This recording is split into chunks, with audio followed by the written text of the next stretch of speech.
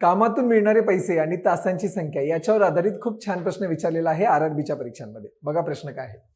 कामातून मिळणारे पैसे हे काम केलेल्या तासांच्या संख्येच्या थेट प्रमाणात असतात. थेट प्रमाण म्हणजे डायरेक्टली प्रोपोर्शनल. मी इंग्लिशमध्ये दिलेलं आहे ते व्यवस्थित वाचून घ्या.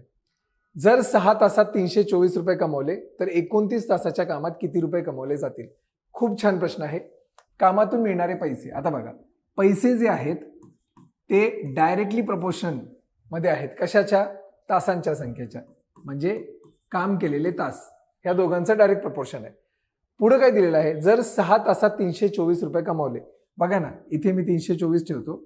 324 रुपये कमवले किती तासात? 6 तासात. तर 29 तासाच्या कामात किती रुपये कमवले जातील? आता इथे 6च्या जागी मी 29 ठेवेन आणि इथे किती रुपये कमवले जातील?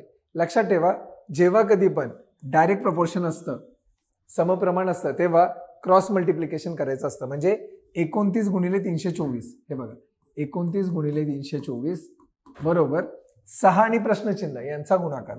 6 गुणिले प्रश्नचिन्ह. आता हा 6 खाली येणार आहे, मी डायरेक्ट भाग देऊ शकतो.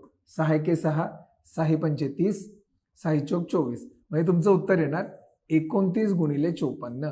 आता 29 गुणिले 54 तसं अवघड जातं ना, पण मी तुम्हाला शॉर्टकट ट्रिक पण सांगितलेली आहे याच्यावर आधारित. काय करणार आपण? 9 चौक 36, 6 लिहिणार, हातचे आले 3, 4 दुने 8, 9 पाचा 45, 45 आणि 8 ते येतात 53, 53 आणि 3 56, नंतर हातचे आले 5, 5 दुने 10, 10 आणि 5 15, 1566 उत्तर येतं, जे आहे आपलं ऑप्शन नंबर 1. किती सिंपल आहे बघा. प्रश्न पाहायला खूप अवघड वाटतो पण असतो अतिशय सोपा. जास्तीत जास्त लाईक करा आणि हो, चॅनलला नक्की सबस्क्राईब करा. Thank you so much for watching.